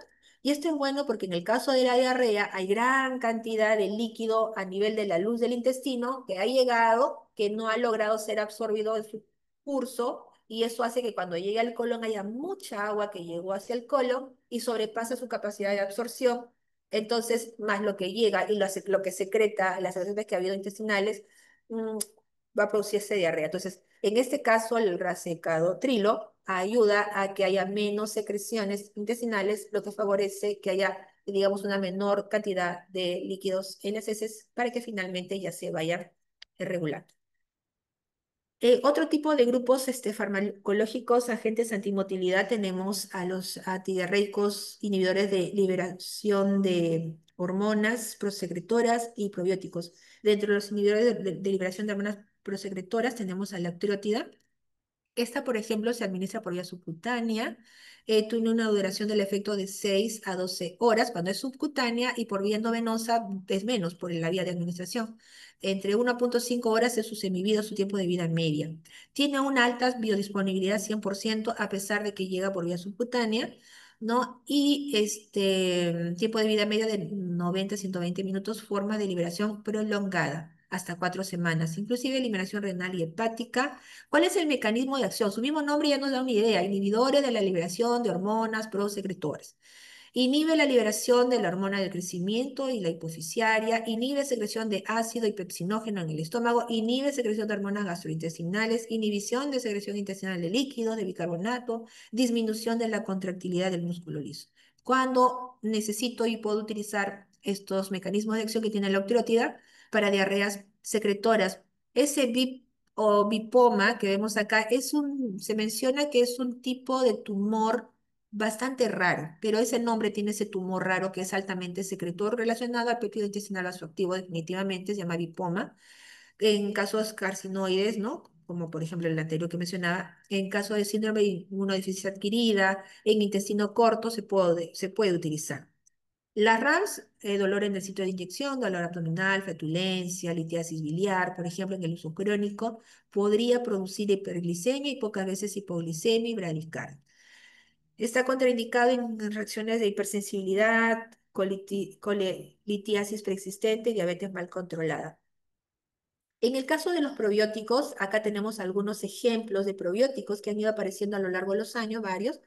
Tenemos al Lactobacillus rhamnosus, Saccharomyces boulardii, Bifidobacterium bifidum, Bacillus clausi, por ejemplo, y no se absorben, van a permanecer viables en el lumen intestinal, van a colonizar temporalmente el intestino y se van a eliminar por las heces entre 1 a 2 semanas, pero esto van a hacer que siga proliferando, proliferando. O sea, los que llegan van creando más y más población, digamos, de microbiota intestinal.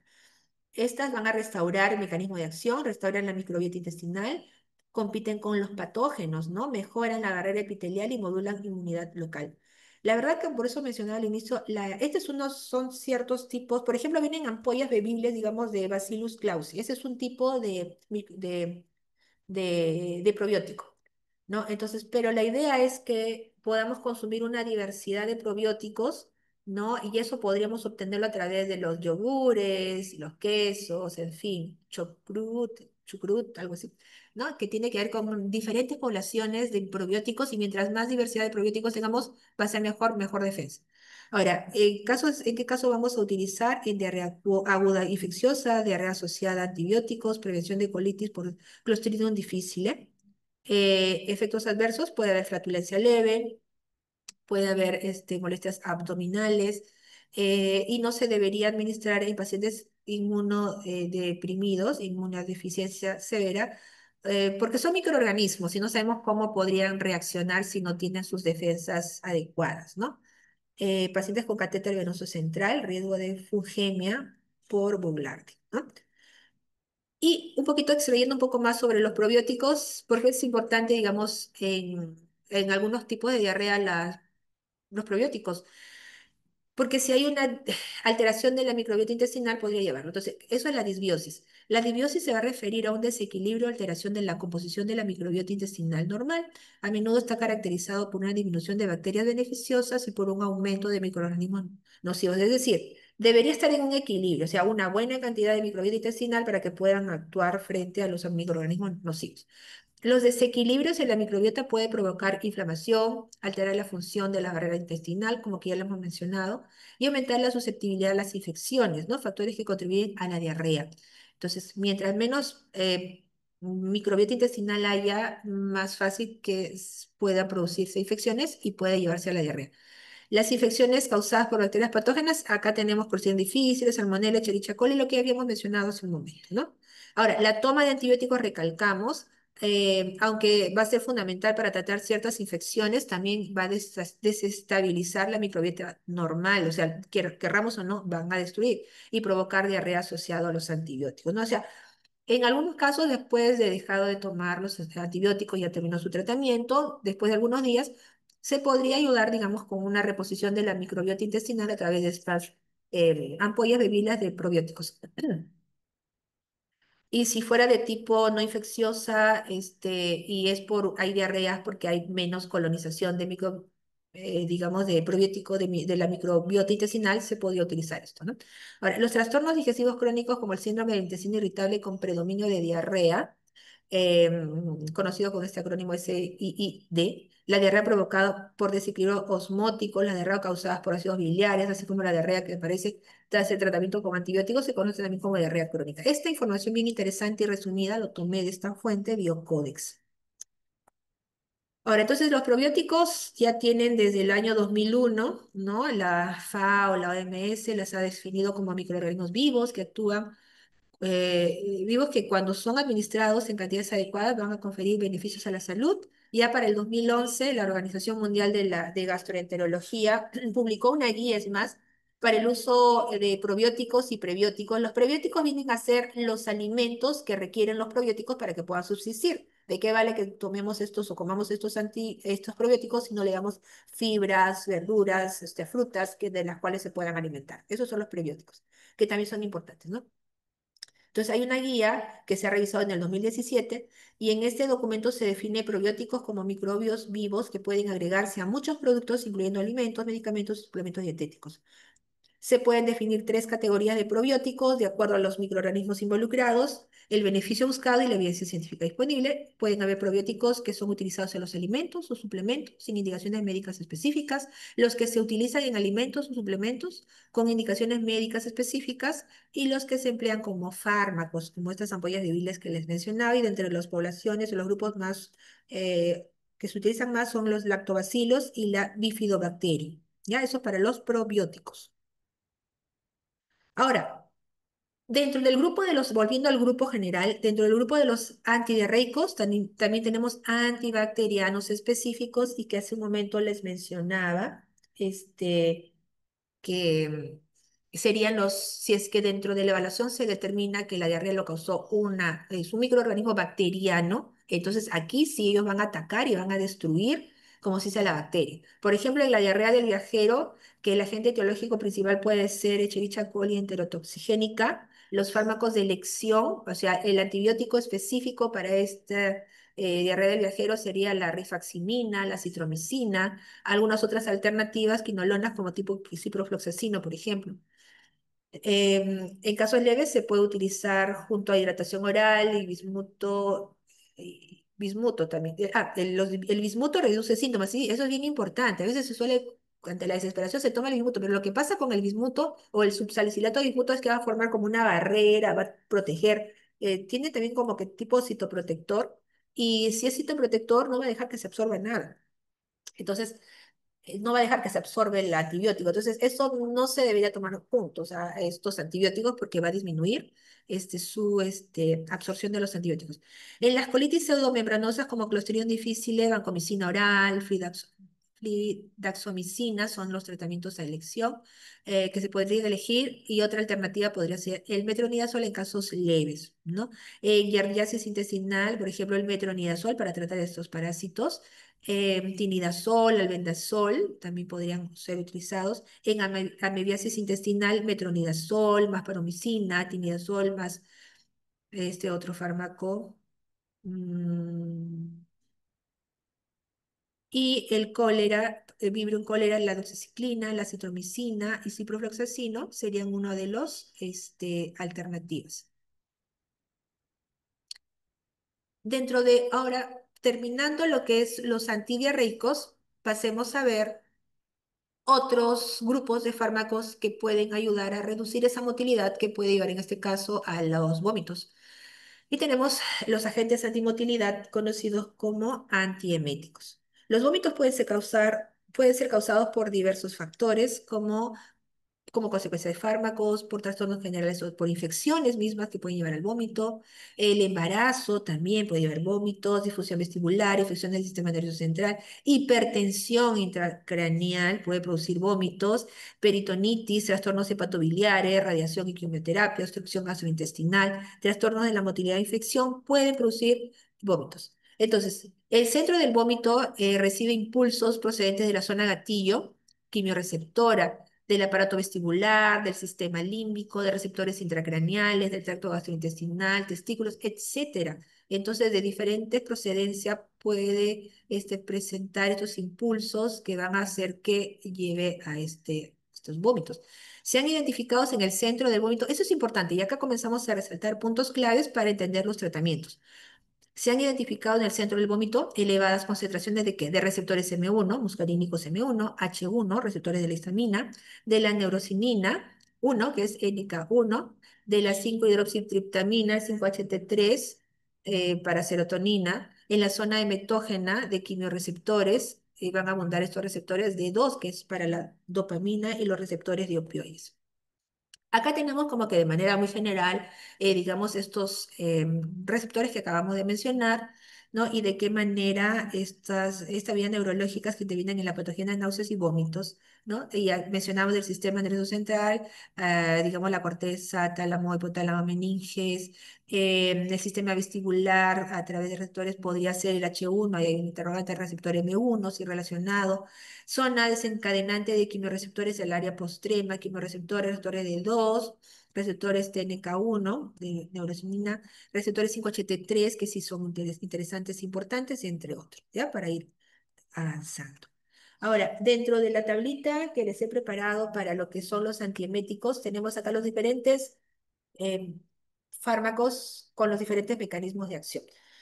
Tenemos dentro de los grupos, por ejemplo, antieméticos, antagonistas del receptor 5-HT3, antagonistas dopaminérgicos D2, antagonistas H1, antagonistas muscarínicos, mencionábamos el M1, por ejemplo, corticoides, interesante, benzodiazepinas, antagonistas de receptores de neuroquinina, neurosiminas NK1 y cannabinoides. Para resaltar algunos puntos claves, ¿no? Por ejemplo, en el caso de los primeros, que son antagonistas del receptor 5-HT3, cuando veíamos sobre el peristaltismo, la importancia de la estimulación por parte de esas neuronas aferentes primarias extrínsecas, ¿no? Y la participación de 5-HT3 que puede inducir al vómito, ya, acá lo vemos. Existen grupos que son los que bloquean este receptor 5-HT3 de tal manera que impiden que la serotonina haga su cometido, ¿no? Entonces tenemos acá ondansetrón, granisetrón y palanocetrón, que dentro de los antagonistas o bloqueantes de los receptores 5-HT3 se van a absorber bien, también se pueden administrar por vía intravenosa, tienen una biodisponibilidad entre 60 y 70%, y pueden tener un metabolismo hepático a través del CYP1A2, del CYP2D6, el CYP3A4, dentro de sus mecanismos de biotransformación. El mecanismo de acción bloquean estos receptores 5-HT3, la misma clasificación ya me da una idea de estos 5-HT3 periféricos en el tubo digestivo y centrales en el área postrema, ¿no? Entonces eso va a evitar ese reflejo del vómito.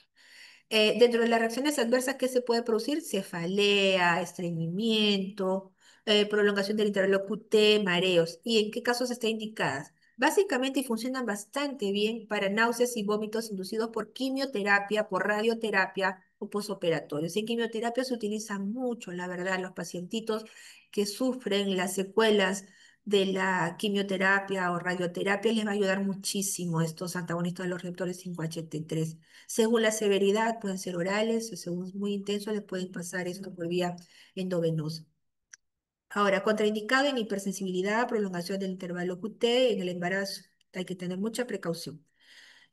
Antagonistas prácticamente para abrir cada grupo ya me dice cómo que actúa, ¿no? En el caso de los antagonistas dopaminérgicos T2, tenemos a la metoclopramida, domperidona, prochlorperacina, se administran por vía oral, tienen buena biodisponibilidad, 60-80%, van a bloquear dentro del mecanismo de acción estos receptores de 2 en la zona gatillo quimiorreceptora y aumentan lo que es también el vaciamiento gástrico, que eso también cuando hay problemas de vaciamiento gástrico, aparte de ser antieméticos, pueden aumentar y favorecer y que se regularicen, ¿no? Lo que es el vaciamiento gástrico, y tenemos la metoclopramida, por ejemplo, y la domperidona, etcétera.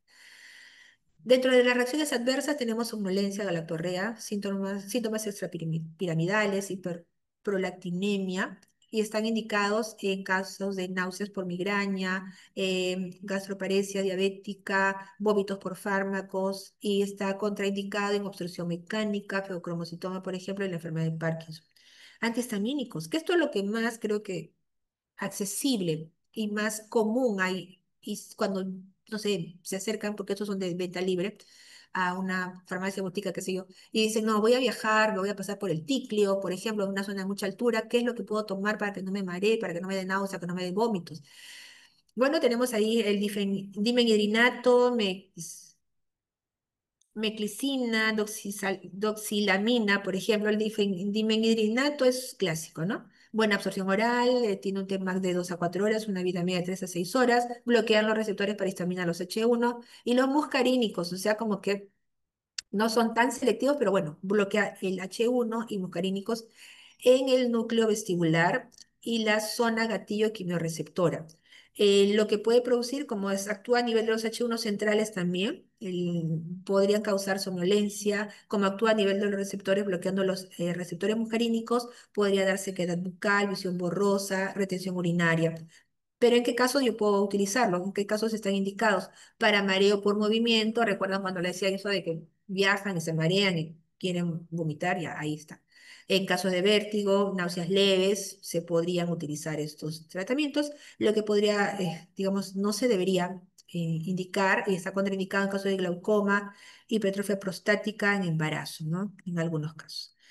Otro grupo tenemos a los antagonistas muscarínicos, anticolinérgicos, la escopolamina, la iosina, puede ser tanto absorbida por vía transdérmica, oral, atraviesa la barrera hematoencefálica, tiene un metabolismo hepático, no hay nada resaltante dentro del metabolismo hepático que se rescalca o se resalta. Bloquean los M1 en el sistema vestibular y en el centro del vómito, pueden producir dentro de las reacciones adversas somnolencia, visión borrosa, boca seca, y se utiliza para prevención del mareo por movimiento también, la iosina. Contraindicado en glaucoma de ángulo cerrado, hilo paralítico y taquiarritmias. Los corticoides, interesante. Miren, acá tenemos dexametasona, metilprednisolona. Dentro del mecanismo de acción no se conoce qué es lo que ayuda a tener ese efecto antiemético, pero va a reducir la permeabilidad vascular y modula la actividad de la zona gatillo quimiorreceptora. Puede producir insomnio, hiperglucemia, dispepsia, inmunosupresión. Son inmunosupresores, claro está, son corticoides y estaría indicado para náuseas inducidos por quimioterapia en combinación. Claro, dentro de lo que es la quimioterapia, también para ciertos protocolos va esto de la mano también, ¿no? Y también eh, el ondansetron, antagonista receptor 583, son muy, muy efectivos o se pueden utilizar combinados. Dentro de las benzodiazepinas, interesante que ya lo hemos visto con otras aplicaciones, tenemos por ejemplo el lorazepam, alprazolam. Acá tenemos otro plus, aparte de ser ansiolíticos, anticonvulsivantes, ¿sí? Tenemos como antieméticos, buena biodisponibilidad, claro está, potencia en la acción del GABA y va a tener un efecto ansiolítico y sedante, porque el estrés, todo eso también puede llevar, ¿no? La ansiedad a que pueda producirse estos vómitos. Entonces puede dar somnolencia, como habíamos hablado, visto anteriormente, dependencia, confusión, amnesia anterógrada, y está indicado en náuseas anticipatorias por quimioterapia. Interesante, porque la ansiedad ante la, digamos, administración de esta quimioterapia puede hacer que el pacientito, digamos, ya esté más tranquilo, menos estresado, menos ansioso, y eso va a contribuir para que no, digamos, vomite, ¿no? Lo que puede pasar es que puede haber una depresión respiratoria, insuficiencia hepática severa, y está contraindicado en embarazo. Otro grupo tenemos a los antagonistas de receptores de neuroquinina, neurocinina, NK1. Tenemos ahí al aprepitán, fosaprepitán, buena absorción oral, tiene un metabolismo relacionado al CYP3A4. Ya cuando aparece CYP3A4 va a haber algún tipo de interacción enzimática. Bloquean este receptor de la sustancia P, que es un estimulante, la sustancia P del NK1 en el centro del vómito. Puede producir dentro de las RAMs fatiga, hipo, estreñimiento, elevación de las transaminasas y está indicado para náuseas y vómitos agudos y retardados por quimioterapia. Está contraindicado en reacciones de hipersensibilidad y en el embarazo. En todo caso, si se tendría que utilizar, que no es muy recomendable, con mucho cuidado. Otro grupo es los cannabinoides. ¿no? Tenemos al dronabinol, la nabilona, ¿no? Dentro de estos tratamientos cannabinoides, buena liposolubilidad, nada interesante dentro de lo que es metabolismo hepático y su excreción es básicamente biliar. Va a bloquear los receptores de cannabinoides, el CB1 en el sistema nervioso central que inhibe la zona gatillo quimiorreceptora. Puede producir euforia, disforia, alucinaciones, hipotensión ortostática y está indicado en náuseas refractarias a otros antieméticos, caquexias por cáncer o VIH. ¿Qué cosa quiere decir eso? Y por eso también como está como que en última opción, tenemos tratamientos que ya se conocen de años, desde tiene experiencia, pero ¿qué se hace cuando no funcionan, son refractarios, no funcionan otros tratamientos convencionales? Ahí se puede acudir a este tipo de mecanismos de acción. Listo. Cerramos ahí lo que sería los tratamientos que controlan la hipermotilidad intestinal. Vamos ahora a los fármacos que van a acelerar. Cuando están ya muy lentito esta motilidad intestinal, vamos a estimular. Vamos a rapidito, tenemos poco tiempo. Acá entra en el grupo de los laxantes, catárticos y tratamientos del estreñimiento. O sea, aquí ya vemos una motilidad disminuida. Algunas generalidades para poder entender por qué podría estar disminuida esa motilidad intestinal. Generalidades de agua y electrolitos en el tubo digestivo. A ver, el contenido del líquido va a ser el principal factor que determina el volumen de las heces y su consistencia. O sea, en la consistencia de las heces, buena parte, 70-85% del peso de las heces es agua, es líquido. El contenido neto del líquido de las heces refleja un equilibrio entre o sea, la cantidad de líquido que finalmente tienen las heces es las consecuencias del equilibrio entre lo que ingresó hacia la luz del intestino, que puede ser por alimentos, lo que secreta en el intestino, ¿no? Y de los segredos, o sea, ingresan líquidos, pero también la capacidad del intestino para que pueda ser absorbido la cantidad de líquidos y nutrientes que están en la luz. Ahora, y eso debería estar en equilibrio, lo que se secreta con lo que se absorbe. Ahora, el reto diario que afronta el intestino es extraer agua, minerales, nutrimentos, digamos, del contenido luminal y dejar una reserva controlable de líquidos para que pueda ser expulsado apropiadamente, ¿no? A través de las heces. Ahora, aquí vemos rapidito un esquema que lo saqué de Goodman y Hillman, donde vemos que el la cantidad de líquido, digamos, que recibe el intestino es aproximadamente alrededor de 9 litros que puede recibir cada día a través de la alimentación, de lo que secreta, en fin, el intestino, 9 litros de agua. Pero digamos que su mayor porcentaje va a ser absorbido a través del intestino delgado. La cantidad de líquido finalmente que logra pasar la válvula ileocecal es alrededor de 1,5 litros de agua. Y finalmente, lo que va a llegar a nivel del colon, ¿no? Ya va a ser 100 mililitros aproximadamente de agua. Eso es como que vendría a ser eh, la cantidad de líquido que van a ser siendo absorbidos para que más o menos esté como que alrededor de 100 mililitros de líquidos en las heces. Pero, ¿qué pasa? Cuando hay poca cantidad de líquido, o sea, menos de 100 mililitros, digamos, llega al colon, las heces ya no van a tener el volumen adecuado para que distiendan el colon y promuevan movimientos peristálticos propulsivos. Es decir, pueden haber, por falta de líquido, heces muy pequeñitas, heces duras, y si son pequeñas, son duras, no va a distender el intestino, no va a haber esos momentos de contractilidad intestinal, motilidad intestinal, por lo tanto no va a haber evacuaciones y puede llevar al estreñimiento.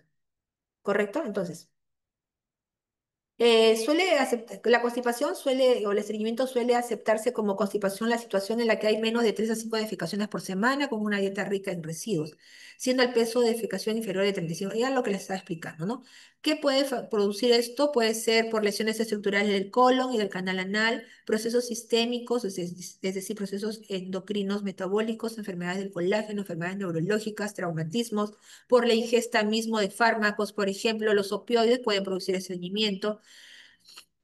Una deficiencia dietética de fibra también puede ser la causa principal del estreñimiento crónico idiopático. ¿Qué es lo que hay que hacer? La terapia del estreñimiento debe dirigirse a regular y facilitar la defecación con medidas higiénico-dietéticas. O sea, volvemos al principio, lo que comamos. Su objetivo inmediato debe ser determinar la causa originaria si es que la hay. Dentro de la fisiopatología vemos acá rapidito, muy general esto por cuestión de tiempo. El estreñimiento crónico debe considerarse como una enfermedad compleja, es multifactorial, la estamos viendo ahí en el esquema. Es importante recordar que el acto de defecación es complejo y que involucra estructuras neuromusculares que deben coordinarse, además que está influido por el contenido del agua, el volumen de las heces, las ingestas calóricas, la microbiota intestinal, los trastornos psicológicos y conductuales. Entonces, el dato fundamental del estreñimiento crónico funcional es la retención fecal en la zona rectosigmoidea. Pueden haber alteraciones motoras, disfunción de ondas de alta amplitud, incoordinación proximal distal, disminución de la sustancia P, alteraciones centrales, hiposensibilidad, otras alteraciones genéticas, enfermedades del tejido conectivo. Puede haber una disbiosis que tiene que ver con esta alteración de la microbiota intestinal, trastornos evacuatorios funcionales por falta de una falla en la propulsión inadecuada, contracción inapropiada, etcétera. Son multifactoriales. Ahora, estrategias como que ya lo estábamos adelantando, tiene que haber una dieta rica en fibra, un buen aporte hídrico y ejercicio sobre todo. Hay que ponernos en movimiento para poder también ayudar a ese intestino a que pueda funcionar adecuadamente. Dentro de los fármacos tenemos al efecto, pueden haber efecto laxante y catártico. Laxante, evacuación material fecal forme. Y catarsis es agua, ¿no? Cuando a veces se toma, no sé, la leche de magnesia y dependiendo de la cantidad es líquido, ¿no? Lo que pueda ser evacuado. Dentro de la clasificación de los laxantes tenemos, por ejemplo, varios aquí, fármacos con acción en el lumen, ¿no? A nivel luminal. Tenemos coloides hidrófilos, agentes osmóticos, compuestos humedecedores de las heces. Otro grupo, tenemos estimulantes o irritantes inespecíficos con efectos sobre la secreción de líquidos y la motilidad. Uno de los, bueno, dentro de lo que, cuando hablamos de motilidad intestinal peristaltismo, recordemos fisiología. Y nos dicen, por ejemplo, que los principales estímulos para los movimientos peristálticos es la distensión del intestino y la irritación del intestino. Entonces ahí tenemos el grupo de los irritantes, por ejemplo, y tenemos al difenilmetanos, antraquinonas, aceite de ricino y otros grupos fármacos procinéticos de acción primaria sobre la motilidad. Este es otro grupo que también, creo que ustedes no ven la parte de arriba, pero ay, a mí me está tapando aquí una pestañita. Bueno, otra clasificación que tomé es esta, por ejemplo, formadores de masa, que también se conoce, ¿no? A estos, que es lo mismo decir coloides hidrófilos o formadores de masa, osmóticos, estimulantes, procinéticos, secretores como la lubiprostone, linaclotida, por ejemplo. Aquí también estoy colocando una tabla resumen sobre estos grupos. Ahí tenemos los coloides hidrófilos, formadores de masa. Por ejemplo, esta semana vamos a trabajar con la metilcelulosa, que está dentro de los ejemplos. Mecanismo de acción es una fibra hidrofílica que no se digiere, no se absorbe. Y lo que hace es, en esa fibra se retiene el líquido, es hidrofílica, y comienza a incrementar y ensancharse, aumenta el tamaño de la fibra. Y eso hace que aumente el volumen fecal. Si esas heces en estreñimiento están muy pequeñitas, se combina esta metilcelulosa, estas fibras, salvado de trigo, psyllium, planta guabata, por ejemplo, se combina con el contenido del intestino y hay que tomar abundante agua, eso sí, ¿para qué? Para que comience a activarse, digamos, la fibra y retiene el líquido, comienza a incrementar y con ese incremento del tamaño del bolo fecal, cuando llega al colon, distiende el colon y promueve movimientos peristáticos propulsivos. Por eso dice, no se absorbe de manera sistemática, actúa entre 12 y 72 horas, demora porque es casi como que es muy parecido a lo que hacen los alimentos, pero en este caso ya es como una ayudita, ¿no? Es un alimento, digamos, con ese alimento es una fibra que sabemos que se va a incrementar en contacto con el agua y va a ayudar a favorecer los movimientos peristáticos propulsivos. Se usa en estreñimiento funcional o leve, en ancianos y posparto, puede producir flatulencia abdominal, distensión abdominal, riesgo de obstrucción, si es que no se ingiere suficiente agua. Otro grupo son los agentes osmóticos salinos o no salinos. Dentro de los salinos tenemos hidróxido de magnesio. Dentro de los no salinos tenemos a los tipos de azúcares, carbohidratos, por ejemplo, la lactulosa. Aspectos importantes a resaltar de estos, van a aumentar. Esto sí es por fuerzas osmóticas, su mismo nombre lo dice. Aumentan la presión osmótica intraluminal, retienen agua en el colon, o sea, jalan agua hacia el colon, ¿no? Que es diferente a la fibra que retiene la fibra líquido y aumenta. Acá es jala el agua en el colon, estimulan distensión, peristaltismo, y la lactulosa disminuye el pacho colónico y favorece eliminación de amor. Se puede utilizar en estreñimiento refractario, preparación intestinal preoperatoria, encefalopatía hepática y en el caso del sorbitol, interesante, se puede administrar a diabéticos ya que no altera la glucemia o la glicemia. Puede producir cólicos, diarrea, deshidratación, hipermagnesemia, ¿no? Insuficiencia renal, ¿no? Y flatulencia.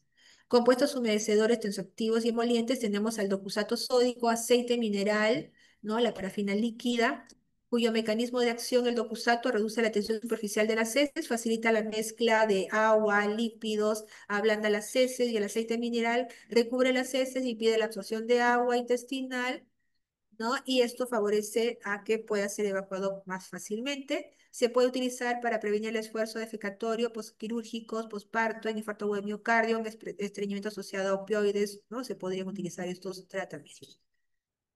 Siguiente, dentro de los laxantes, estimulantes o irritantes, ya prácticamente hemos hablado, en el caso del difenilmetanos, del bisacodilo, mecanismo de acción estimula el plexo mientérico del colon, incrementando el peristaltismo y la secreción de agua y electrolitos, y irrita directamente la mucosa intestinal. Ya, ese es un estímulo para que comience a aumentar el peristaltismo. Se puede utilizar en estreñimiento agudo, por reposo prolongado, preparación intestinal previa cirugía o colonoscopía. Puede producir cólicos, diarrea, náuseas, hipopotasemia por uso prolongado, etc.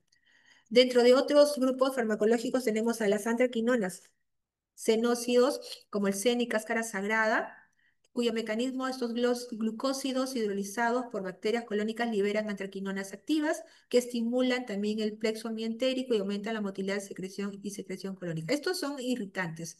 Ya, laxantes, estimulantes o irritantes. Lo mismo pasa con el aceite de ricino, se hidroliza por lipasas, liberándose ácido rinoleico que irrita la mucosa intestinal y estimula reflejos estentéricos. En el caso de las antraquinonas, se puede utilizar estreñimiento ocasional, estreñimiento en ancianos o postoperatorio, en el aceite de ricino, en limpieza intestinal, preoperatoria, en estreñimiento agudo.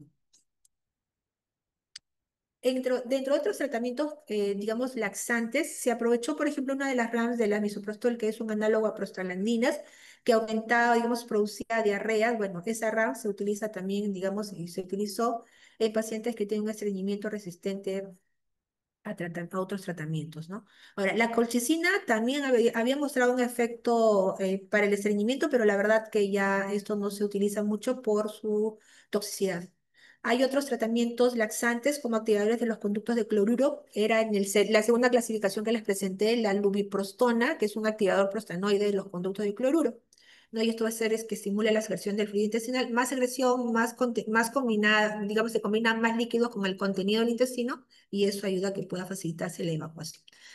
Ahora, los agonistas del receptor de guanilato ciclasa, tenemos a la linaclotida, son una clase de medicamentos que se utilizan para tratar el estreñimiento, principalmente el síndrome del intestino irritable, ¿no? Con el estreñimiento, etc. Otros tratamientos, las enemas, por ejemplo, que contienen fosfato de sodio, pueden causar hipocalcemia inclusive, pero también pueden ser utilizadas como laxantes. Los supositorios, ¿no? Tenemos ahí supositorios de glicerina que se absorbe por vía oral, pero no se... Pero eso básicamente, esos son para vía rectal, ¿no? Pueden tener los fármacos diversos vías de administración, pero en este caso es puntualmente para la vía de absorción rectal, ¿no? Y eso puede ayudar a evacuar, ¿no? La retención de agua resultante estimula el peristaltismo y por lo general genera una deposición en menos de una hora. Siguiente grupo, tenemos ya el grupo de los procinéticos, ya vamos terminando casi. Van a intensificar la motilidad gástrica y del intestino delgado. Motilidad, o sea, intensifican motilidad a qué nivel? Gástrico, intestino y mejoran el vaciamiento gástrico, favorecen la liberación de acetilcolina a nivel mientérico. El término procinético se reserva para los fármacos que intensifican el tránsito del tubo digestivo a través de la interacción con receptores específicos que participan en esta regulación de la motilidad. La serotonina juega un papel importante en la función motora y secretora normal del intestino. La serotonina dispara el reflejo peristáltico, como que habíamos hablado hace un ratito en ese esquema de Catson que les mostré. Estimulan las neuronas sensoriales intrínsecas en el plexo mientérico a través de los receptores 5-HTP1 que mencionábamos y el 5-HT4. Y también en las neuronas sensoriales extrínsecas vagales y raquídeas a través de los receptores 5-HT3. Ah, bueno. Acá tenemos la tablita resumen de los procinéticos de acción primaria sobre la motilidad intestinal. Tenemos a la metoclopramida, domperidona, que se clasifican por benzamidas, no benzamídicos, y tenemos los mecanismos de acción para la metoclopramida, antagonista de receptores 2 y agonista parcial de 5-HT4 en el plexo mientérico. Esto hace que aumente la liberación de acetilcolina, aumenta la motilidad del antro duodenal y aumenta el tono del esfínter esofágico inferior. Acá abajo está en la leyenda también. Efecto antiemético central por bloqueo de los receptores de 2 en la zona gatillo-quimorreceptoras. Está indicado esta metoclopramida para náuseas, vómitos, es antiemético, lo acabamos de ver, para gastroparesia diabética, enfermedad de reflujo gastroesofágico leve, dispepsia funcional. En el caso de la domperidona, es un agonista selectivo de 2 periférico, aumenta la liberación de acetilcolina, el plexo mientéricos, sin pasar al sistema nervioso central, por lo tanto hay menor riesgo de efectos extrapiramidales, está indicado para náuseas, vómitos, gastroparesia leve, dispepsia funcional, estimulación de la lactancia en el puerperio. Otros procinéticos, la cisaprida, prucaloprida, eritromicina. En el caso de las dos primeras, cisaprida y prucaloprida, es un agonista 5-HT4, que eso hace, como veíamos en el esquema, aumenta la liberación de acetilcolina en el plexo mientérico, aumenta la motilidad gastrointestinal, ¿no? La eritromicina es un agonista del receptor de motilina y estimula contracciones gástricas y duodenales y se puede utilizar para gastroparesia diabética, estreñimiento crónico y hepático, estimulación del vaciamiento gástrico postoperatorio. Por último, el grupo de los antiespasmódicos, me pasé rapidito, los espasmódicos antiespasmódicos son fármacos que reducen las contracciones anormales del músculo liso visceral, alivian el dolor tipo cólico, ¿no? Y vamos a ver acá algunos mecanismos de acción. Tenemos en el caso de la iosinal, ¿no? La escopolamina, por ejemplo, muy conocida en los productos para lo que es el dolor abdominal, van a bloquear competitivamente los receptores M1-M3, reduce la contracción del músculo liso, gastrointestinal, biliar y urinario, y puede presentar boca seca, visión borrosa, retención urinaria, y están indicados para cólicos gastrointestinales, biliares o urinarios, dismenorrea, síndrome del intestino irritable con predominio espástico.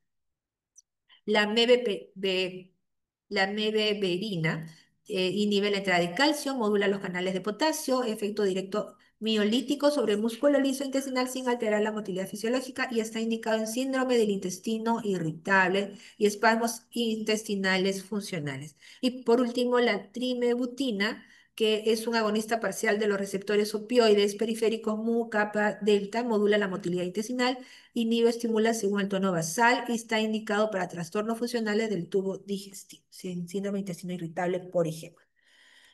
Bien, disculpen, lo último es un tema muy extenso y he tenido que hacerlo muy breve y muy rápido, mil disculpas. Pero ahí están las tablitas, bien ordenadito, claras como para que los puedan estudiar. Finalmente concluyo diciendo que cada grupo farmacológico va a actuar sobre una parte distinta del sistema digestivo, pero todos buscan finalmente el mismo objetivo, que se restaure la función intestinal normal en nuestros pacientes. Muy bien, chicos, no sé si hay alguna pregunta, duda, comentario. Voy a compartir el link de la asistencia. Va a estar 10 minutos en el aperturado esto y luego lo voy a cerrar. Bien, ¿con cuántos estamos llegando? 63 participantes y empezamos con 12, 13. Bueno, muy bien. Bueno, si no hay preguntas, chicos, les agradezco. Eso sería todo y ya nos estamos viendo en clases presenciales. Permiso, que tengan un lindo día. Confírmenme, por favor, si se puede ingresar sin problema. ¿Sí? Listo, gracias. Gracias. Nos vemos, chicos.